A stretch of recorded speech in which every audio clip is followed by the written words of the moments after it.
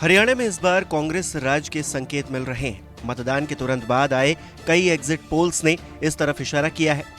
अगर ऐसा होता है तो भूपेंद्र सिंह हुड्डा के मुख्यमंत्री बनने की संभावना सबसे ज्यादा है, जबकि कांग्रेस की वरिष्ठ नेता कुमारी शैलजा को झटका लग सकता है। झटका कैसे, हम आपको बताएं उससे पहले एग्जिट पोल के आंकड़े देख लीजिए। सी वोटर के मुताबिक हरियाणा की 90 सीटों में से कांग्रेस को 50 से 58 सीटें मिल सकती हैं, जबकि भारतीय जनता पार्टी को 20 से 28 सीटें ही मिलेंगी। वहीं भास्कर के एग्जिट पोल में कांग्रेस को 44 से 54 सीटें मिलती हुई दिखाई गई हैं, जबकि भारतीय जनता पार्टी को 19 से 29 सीटों पर सिमटते हुए बताया गया है।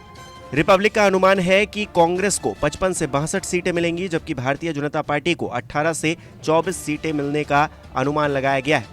इन आंकड़ों के सामने आने के बाद बड़ा सवाल मुख्यमंत्री की कुर्सी का है। भूपेंद्र सिंह हुड्डा का दावा जहां सबसे ज्यादा मजबूत है, लेकिन कुमारी शैलजा भी उम्मीद लगाए बैठी हैं। ऐसे में नतीजों से पहले असमंजस की स्थिति बनी हुई है।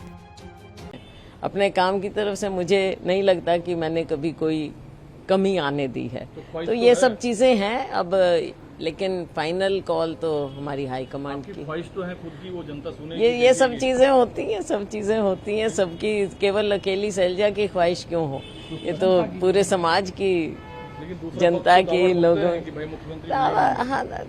दावा ठोकना तो एक चीज है, लेकिन फैसला तो हाई कमांड का। देखो, पहले सीएलपी मीटिंग होती है और उसके बाद हाई कमांड तय करता है। शैलजा कुमारी पहले भी कई बार कह चुकी हैं कि हरियाणा का मुख्यमंत्री दलित होना चाहिए, लेकिन इस सवाल को लेकर दलित समाज में आशा और निराशा दोनों ही तरह के भाव दिखे। जानकारों की माने तो कांग्रेस के सीएम को लेकर हुए इस विवाद में दलित समुदाय के लिए सकारात्मक संदेश ये रहा कि शैलजा भी मुख्यमंत्री की रेस में आ गईं, लेकिन मोटे तौर पर बातचीत में दलित वोटरों के बीच शैलजा कुमारी की नाराजगी का फैक्टर बहुत मुखर तौर पर नहीं दिखाई दिया।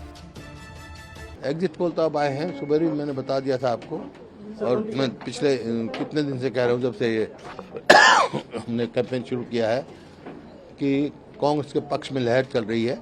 कांग्रेस हरियाणा में अब की बार हरियाणा में कांग्रेस की सरकार। सर, आपका भी असेसमेंट होगा, सुबह से आप अलग अलग पोलिंग स्टेशन पर जा रहे हैं, आपके मुताबिक कितनी सीटें?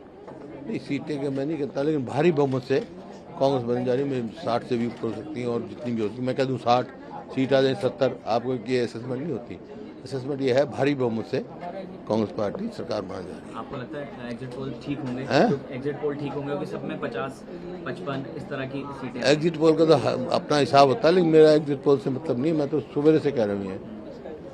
अच्छा, आपके मुताबिक क्या कुछ ऐसे फैक्टर्स रहे कि बिल्कुल ही हरियाणा की जनता ने एग्जिट पोल में इस तरह से कांग्रेस को बढ़त दी? ये फैक्टर सबसे बड़ा फैक्टर रहा। 2005 से 2014 तक कांग्रेस की सरकार थी, उसकी उपलब्धियां, और 14 से 24 तक इस सरकार की विफलताएं और करप्शन और आपके नॉन परफॉर्मेंस, हर इसमें हर वर्ग इससे विमुख हो चुका है। सर, कौन कौन से ऐसे इश्यूज हैं जिन पर काम करना चाहिए? बेरोजगारी है, कानून व्यवस्था है, और शिक्षा है, स्वास्थ्य है। सर, एक सवाल ये है कि सीएम पद को लेकर भी सवाल है। अब तो एग्जिट पोल में लगभग सरकार बनती हुई नजर आ रही है, तो आपको लगता है सीएम आप ही? ये तो आप लोगों का सवाल है, मैं तो कई दफा कह चुका है। एक सवाल का बार बार आप लोगों का काम ही है। सवाल ये है, कांग्रेस की पद्धति है, एमएलए बनेंगे, उनसे उनकी राय जानी जाएगी, हाईकमांड फैसला करेंगे, जो भी फैसला करेंगे मंजूर होगा। शैलजा जी भी अलग, सबका अधिकार है। आप भी उम्मीदवार हो सकते, कोई ये थोड़ा है। आप भी अपना put your hat, who say no, this is democracy.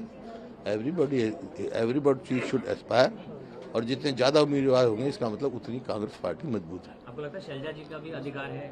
क्यों नहीं है? हमारी सीनियर लीडर है वो, क्यों नहीं है? बहरहाल कांग्रेस के दावे और एग्जिट पोल के नतीजों के बीच 8 तारीख को नतीजों का इंतजार हर कोई कर रहा है।